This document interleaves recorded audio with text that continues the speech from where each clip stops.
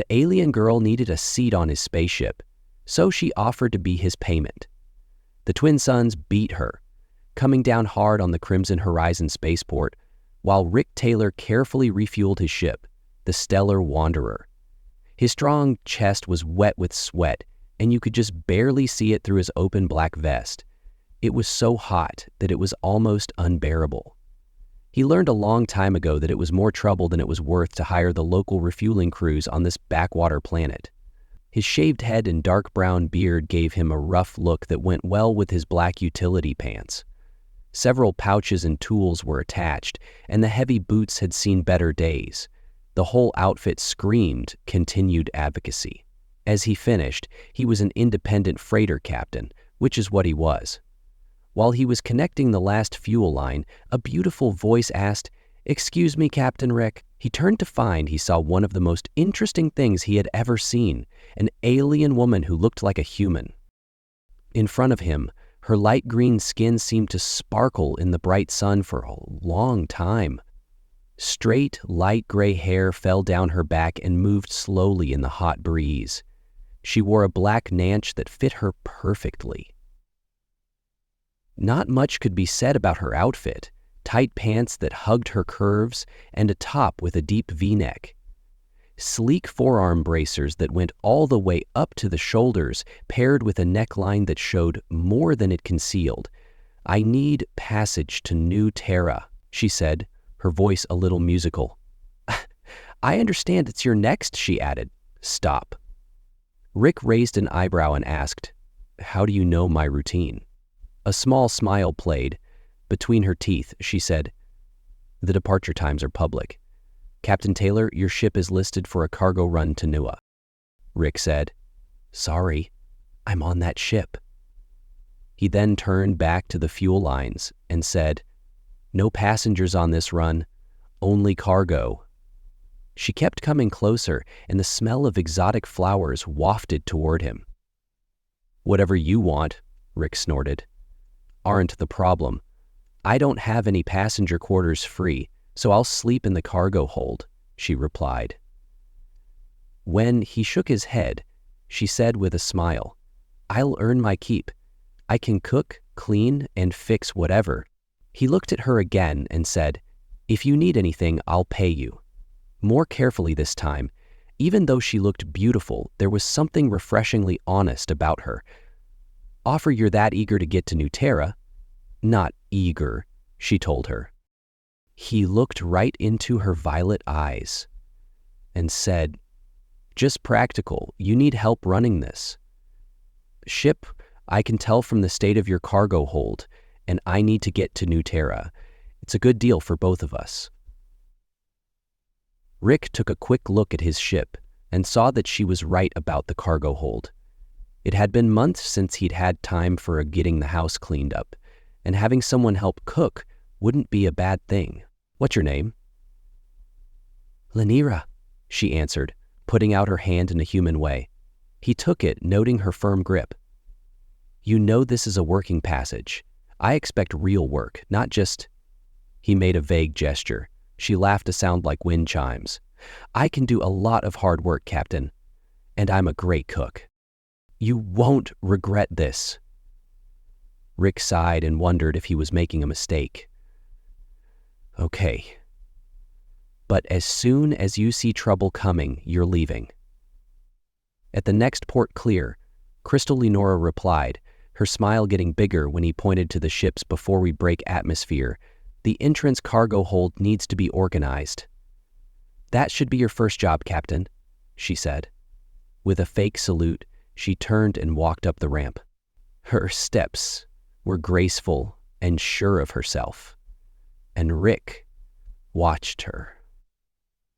He was shaking his head, because this was either going to be the longest or most interesting short haul of his career.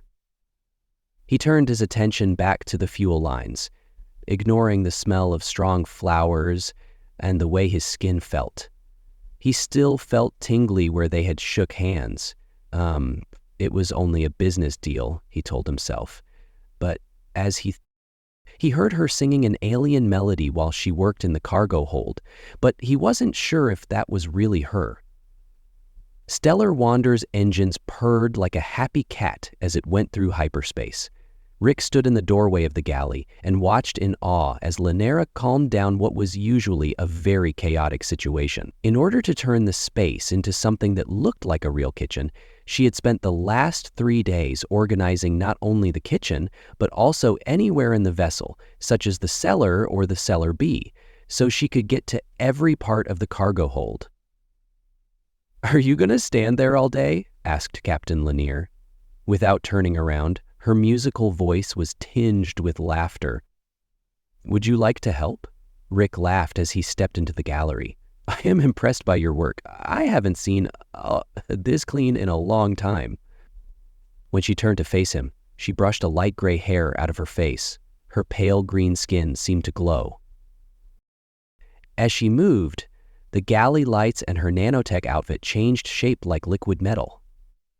"Shadow, your ship is amazing," she said as she moved gracefully around him to get to a storage space. "I just needed someone to pay attention to her because the ship isn't the only one getting attention," Rick said under his breath. Lyons improved what his hearing was. Triazin answered from her amplifier, causing Lyons' horse to slow as it reached the upper end of the plateau. Lyons kept bothering her as she tried to heal almost all of her injuries, and she spent more time with friends and family than ever before. The desire to meet his eyes on my world is not something that should be hid or denied. Just like breathing, Rick leaned against the counter and crossed his arms. "And what exactly is your world? You haven't talked about it or Earth," she replied, while making what looked like dinner. "We all have our own mysteries." Captain Taylor's name spelled the same way she said it sent an unwelcome chill down his spine. "Okay, but if you're going to be on my ship, our plan was for you to pass." And work she expertly cut in, "but not my life story." Rick watched as she moved with the precision and elegance of someone using what looked like a cooking laser. "You're right, I'm sorry," she said, as she looked surprised, and most people would have pushed harder. "But I'm not most people," she said, softly. "You're not?" The air between them seemed to crackle, with tension that wasn't being said. Rick looked at how her hair sparkled in the light, and how her fingers moved as she used the kitchen tools. He asked, "What are you making?" With practiced ease, trying to change his mind. "An old family recipe," she said. "Don't worry, I've changed it to work with human bodies. I wouldn't want to poison my captain, your captain." She looked at him straight in the eyes as she turned around. During the whole trip, her eyes made him catch his breath. "Yes, my captain." Rick swallowed hard. Lanira said, "Yes, I need to know something." He stood up and looked her in the eye, straight up. "Why are you really here? There are faster ways to get to New Terra." Was still with her hand on the counter for a long time. "Maybe I chose this ship for its captain. That's not an..." Right. She got close enough for him to smell that exotic scent. The floral scent that seemed to follow her. "People are interesting to my people. Your species has traits that we find very attractive. Like being strong," she said as he ran his finger along his bare arm. "Passion, determination, passion." But most importantly, she looked up at him with long eyelashes and said, "Your love." Rick grabbed her hand and held on tight. Calm but firm. "This is dangerous ground. Life is dangerous, Rick," she replied with his first name. "That's what makes life worth living," he said. The ship's proximity alarm picked up on this. Rick let go of her hand and stepped back, already reaching out. This broke the tension between them. Using the intercom, he said, "It looks like we have company." His voice went back to its professional tone. Better safe. Everything in this room was locked down, and Lanier nodded. "I'll meet you on the bridge when I'm done," she said. Rick stopped in front of the door. "Lanier," she said, "yes, this conversation isn't over. Lanier wanted to talk to you about something important." She looked at his face, read the plate of words, smiled that mysterious, alluring smile that had been following him around in his dreams for 3 nights in a row. I hope not. Rick really felt like there was more to Lanira than she was letting on as he walked to the bridge. While he was sitting in the pilot seat and looking for the source of the proximity alert, he had to admit he was looking forward to finding out what those mysteries might be. The bridge was filled with the sound of whales. As Rick sped across the control panel, 3 ships appeared out of thin air, leaving clear signs of their presence.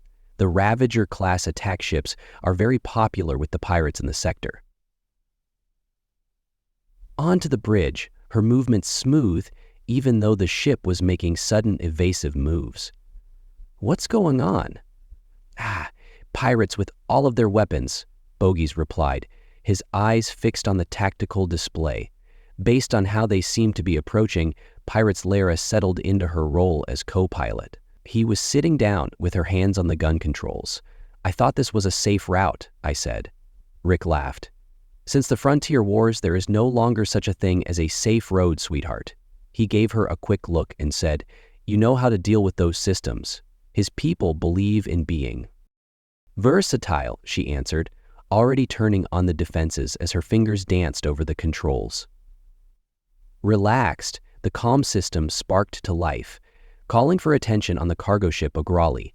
A voice said, "Power down your engines and get ready to be boarded." Rick then said, "Resist, and we'll space your cargo and your crew.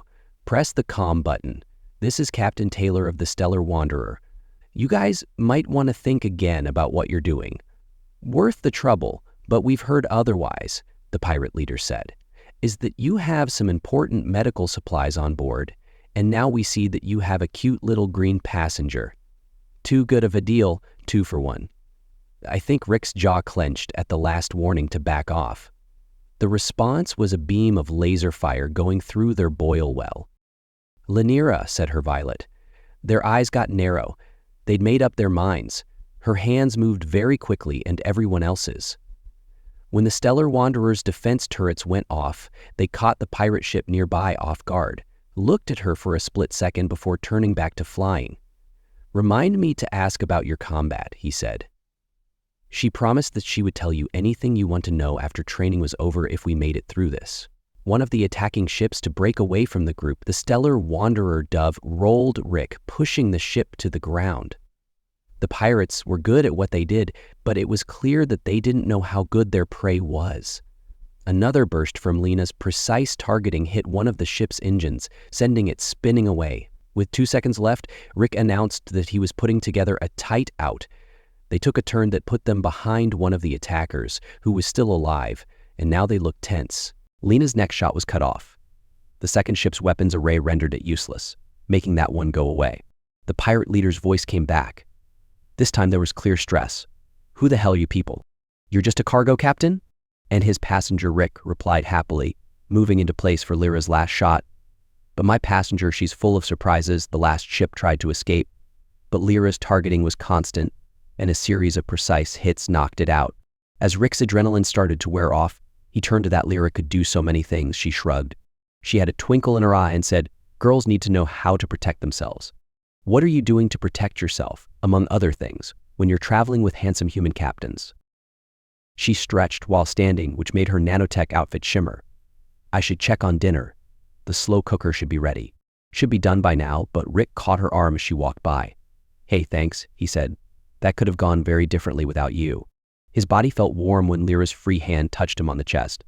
"I told you I'd earn my passage," he said. After that display, Captain Rick quietly corrected, "I think you've earned the right to use my name." "Rick," she said again. And the way she said it made his heart beat faster than any space battle. "We should tell the police about these pirates." The nearest patrol had already sent out an automated distress beacon when they attacked, but he still hadn't let go. Her arm hadn't moved away. "But that's not what you want to talk about, right?" "No," she said. She did move closer. "I'd like to talk about how amazed I am by people. Any other captain would have given up when faced with those odds, but you didn't even think twice. And neither did I." She told him, "I trusted you right away. From the moment I stepped onto your ship, I knew you were different." Rick's free, his thumb traced the delicate line of her cheekbone in the ship's cal system as he put his hand up to cup her face. Chirp to let him know that a message from the patrol fleet was coming in. Rick closed his eyes and let out a frustrated sigh. Linari laughed softly and took a step back. "Duty calls, Captain," she said. "Don't worry." As she walked off the bridge, she said, "I'm not going anywhere." Rick couldn't help but admire the way she moved with such grace. He went back to his controls and got ready to answer the patroller's questions. But his mind kept going to she trusted him. She was calm during the fight, and she liked the feel of her skin against his. One thing was becoming more and more clear. This simple passenger, after dealing with the patrol transport, was becoming a lot more interesting than he had planned. Rick found Lanira in the ship's small observation lounge. She was standing in front of the big window that looked out over the whole bay. As she looked into the vastness of space, starlight played across her pale green skin. "The patrols told her not to do this." "Keeping on our current path," he said, moving to stand next to her. "It looks like there's more pirate activity in the let me guess." Lanira turned to face him with her violet eyes twinkling. "No way," Rick grinned. "We're not going to follow their advice. Instead, we're going to go around the Crimson Nebula, which is more dangerous. We should stay away from their scanners because of the ionic interference." The Crimson Nebula, she raised an eyebrow, was what my stepfather used to tell stories about that place. He said that only the bravest or stupidest pilots would dare to go there. Lyra smiled warmly and said, "Your stepfather sounds like a wise man. Hired gun who married my mom when I was young. He taught me everything I know about ships and battles." Rick leaned against the window frame and saw a person. This person said a few things, like he looked at her face and thought, "Your comfort with our species for one, your fighting style. The way you look at me made her cheeks get hot, which turned her skin a darker green color. And how do I look at you? Rick, you see more than just another person, Captain." He walked up to her and was drawn to her. With a fierce look in her eyes, she whispered, "Like you see me." "I do see you."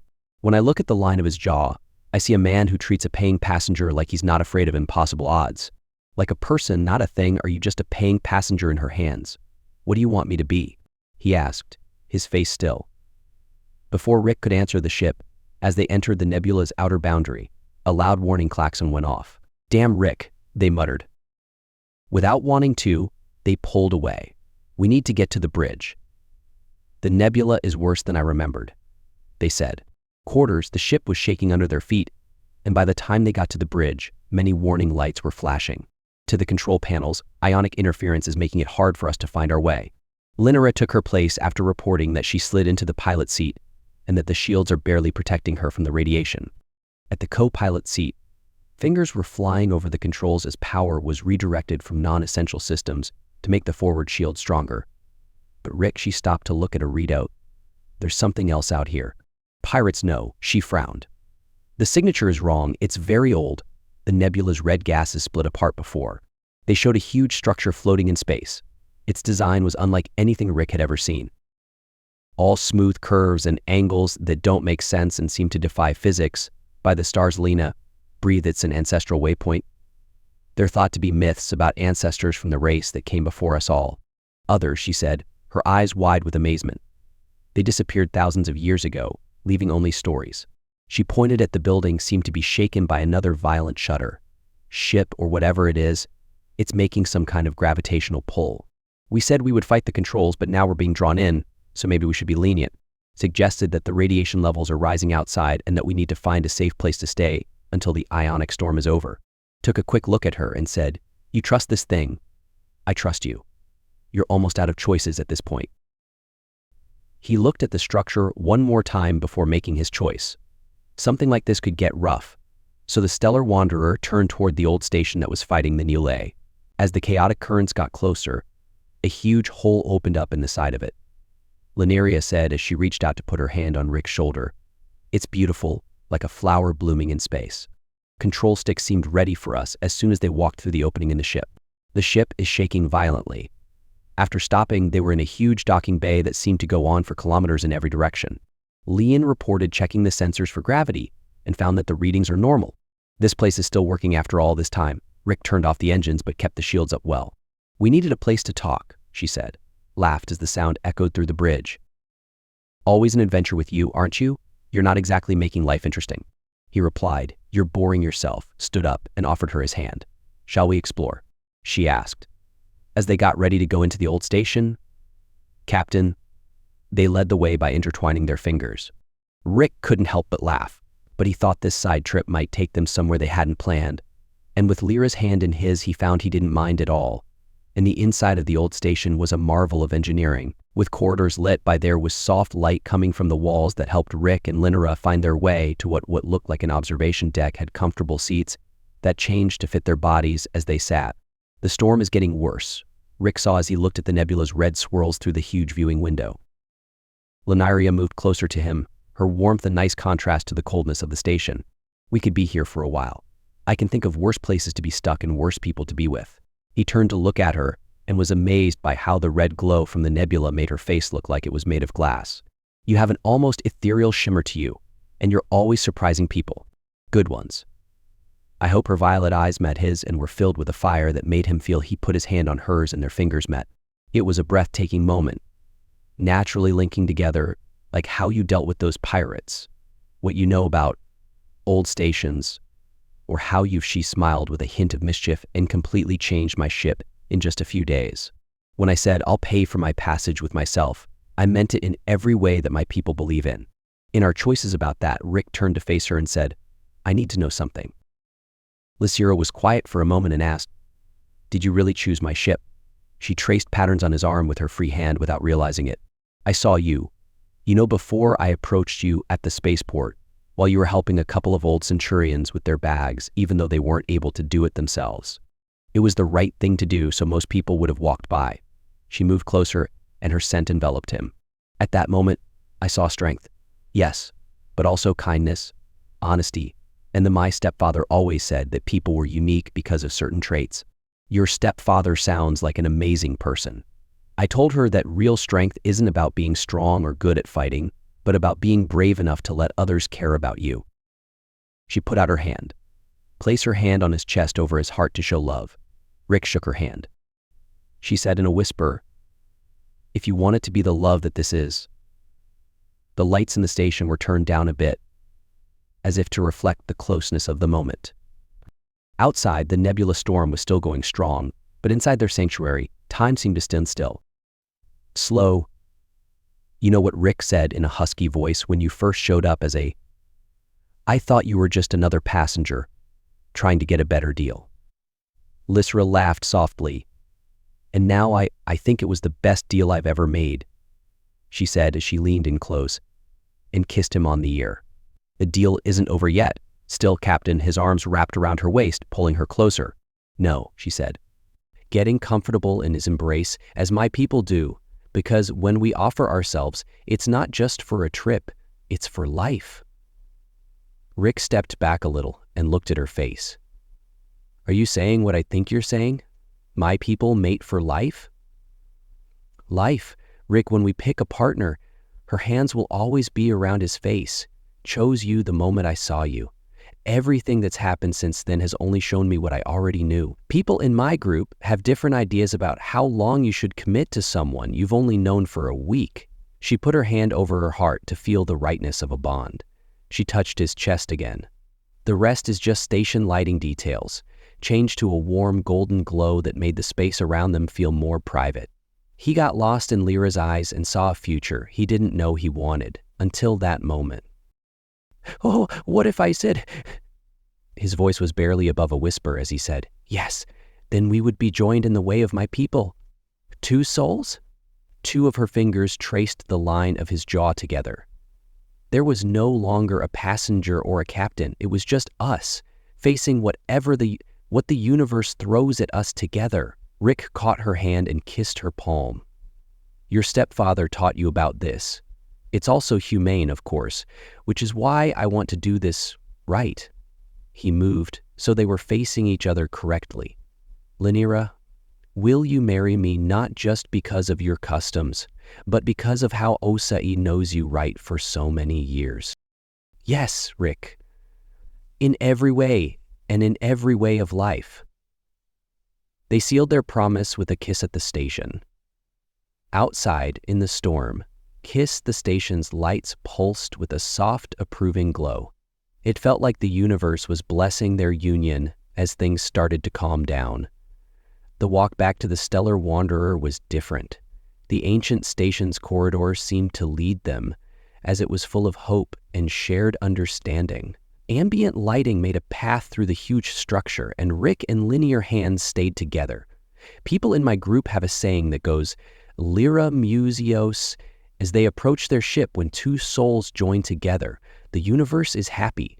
Rick smiled and typed in, is that why the station's lights kept changing? Maybe it was celebrating with us. She stopped at the airlock, pulling him close. Or maybe it was just recognizing what we both knew from... At first, the inside of the ship had never felt more like home than it did when they got to the captain's quarters, which Lenara had turned from a useful room into a warm and welcoming one during her short time there. Stay. I hope you don't mind the changes I made, she told the soft fabrics and small decorations she had added to her mind. Rick pulled her into, since I bought her, you've made this ship feel like home for the first time, sweetheart. Lyra's hands traced the shape of his chest through his vest. There's something else you should know about the way my people bond. Oh. He raised an eyebrow, interested in the strange smile that was playing on her lips. When we choose a mate, our bodies sync up, and we are in perfect sync with them, to each other's wants and needs. Her fingers found the buckles on his vest. It's a biological trait that makes sure they'll get along. Rick grabbed her hands and brought them to his lips. What I think you're saying is that we'll be connected in ways that humans can barely imagine. I picture her violet eyes sparkling with mischief, and I love every touch she gives me. The feeling that was shared and amplified made his head spin. That's, she teased, her nanotech outfit by shimmying as she stepped closer, very scared. He corrected himself and put his hands on her waist. But what about you? She made a vague gesture between them. Libria laughed softly. My stepfather wasn't my mother's first human mate, and our species has been compatible for generations. Revelation made him feel very hot. Anything else I should know about many of them? She promised in her voice. It was a seductive whisper, but wouldn't you rather find them yourself, hours later? They were tangled up. Lena's head was resting on the captain's bed, where the nebula's red light cast a romantic glow through the viewport. Her light gray hair spread out like starlight across Rick's chest. Rick tried to find words but couldn't. Liebert agreed, tracing our marks on his skin, and things will only get better from here on out. The bond will only get stronger over time.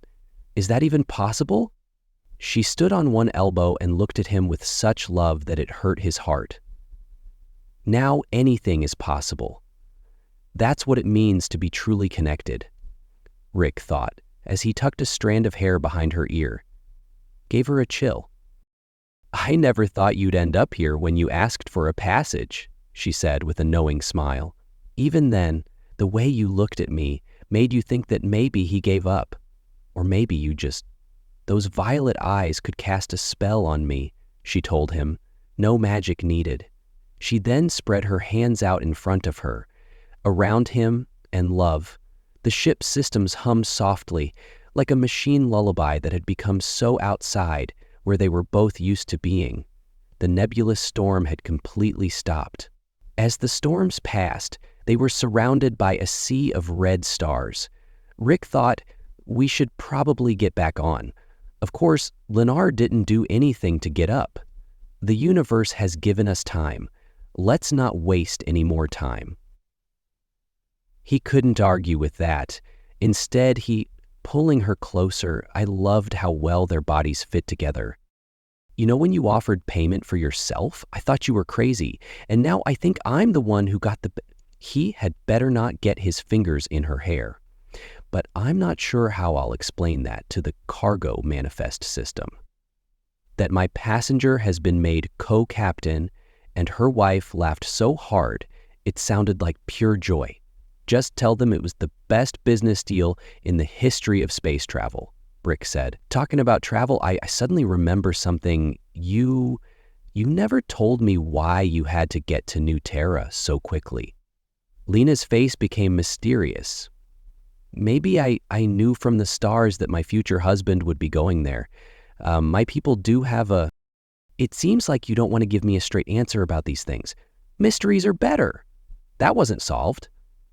She teased him and then got serious. I promise you this. Every choice, every step that led me to your ship, to you, was worth it. Rick told her as he pulled her down for a kiss. When they finally split up, he whispered, "No more passenger and captain." She agreed, her eyes shining with happiness. It would only be us from now on. While they were lying there in each other's arms, Rick realized that his simple cargo run had turned into something much more. It turned out to be the best adventure of his life, and he knew this was only the start for the Stellar Wanderer.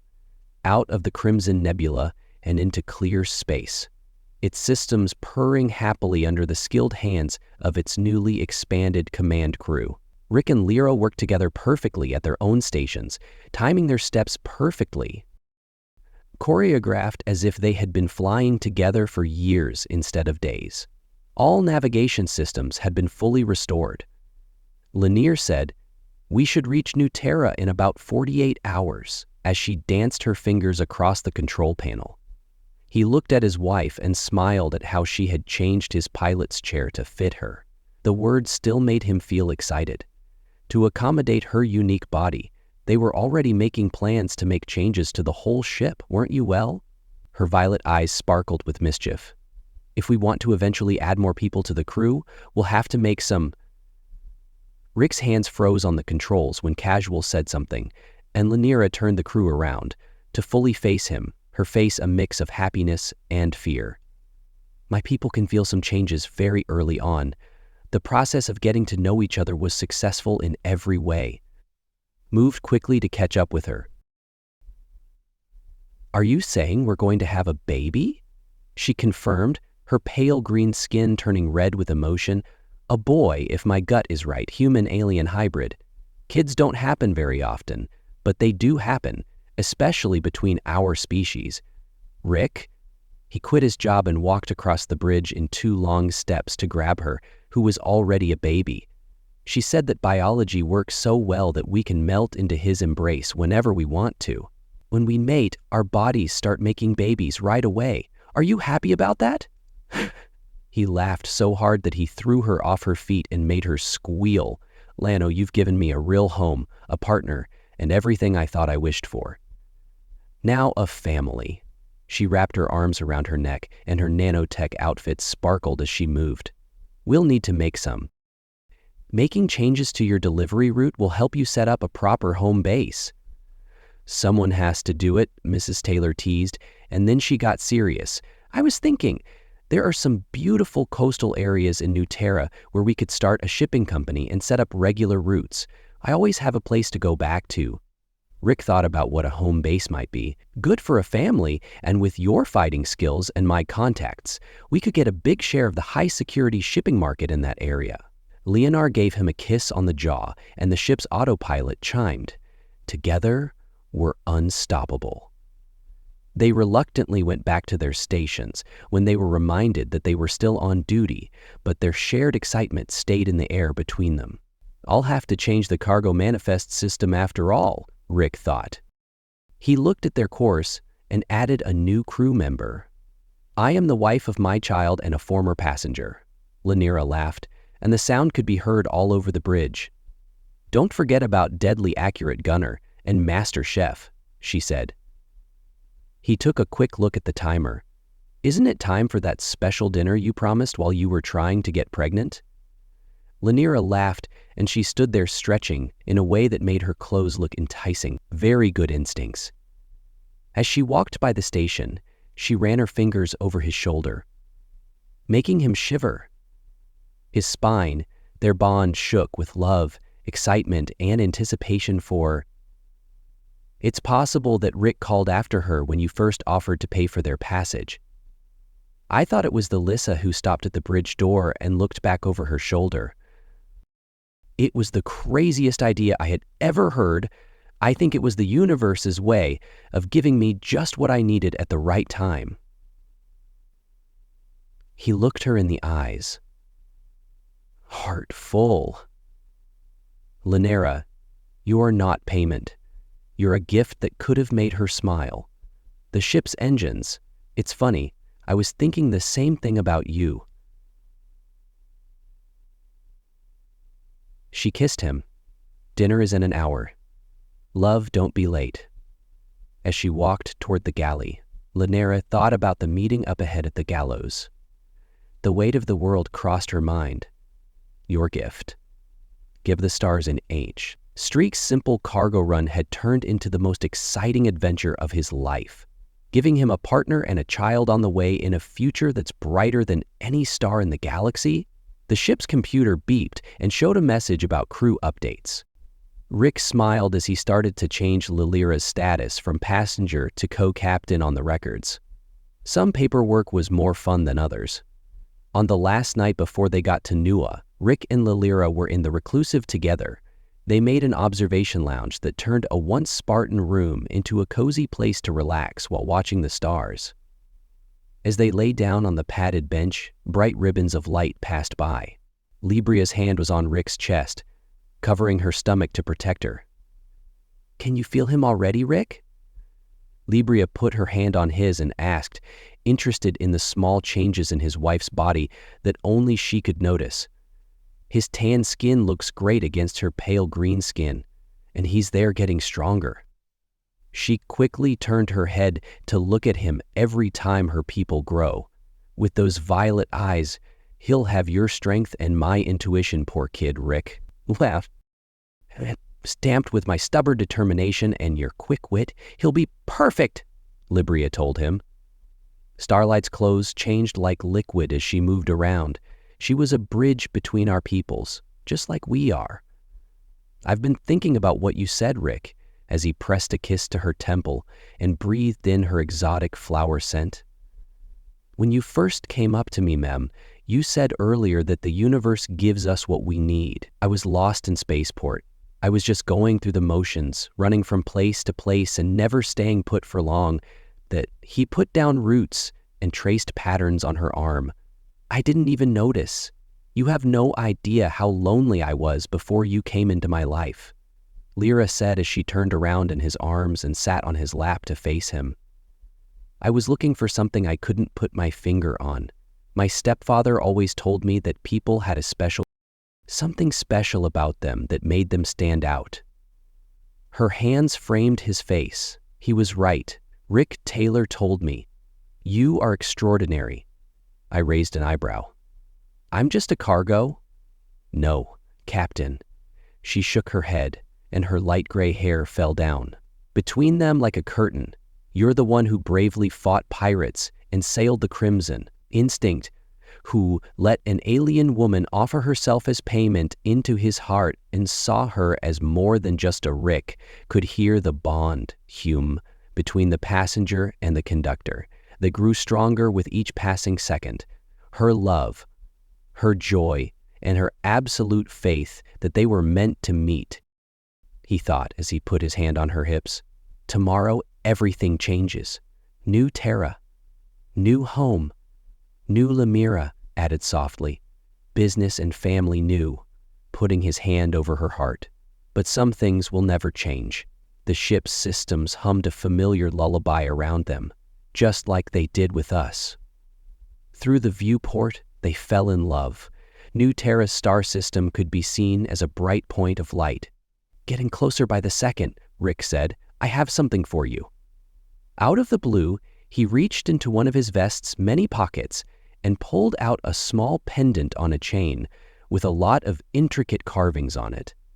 This is what I've been carrying since we left the old station.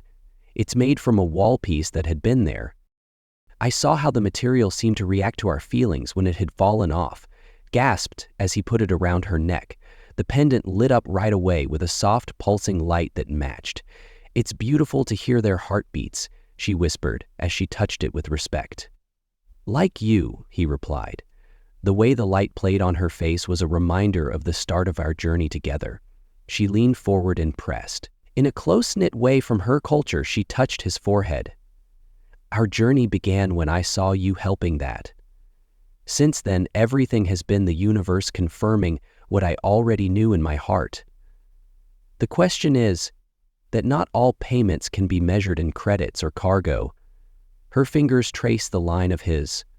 Sometimes, giving our whole selves is the most valuable thing we can do. Rick pulled her closer, and their bodies fit together perfectly. I love you, Lynera Taylor, he said. I love you, my amazing human captain, she said, with that mysterious, alluring smile that had caught his attention in the first place. Pay attention. We're ready to start our next adventure with you. As they always held both of them in the starlight, knew that this wasn't really the end. It was just the last quiet moment before the start of something even more amazing, living together, having children, and becoming the Stellar Wanderer, where it was no longer just a cargo ship but a real home.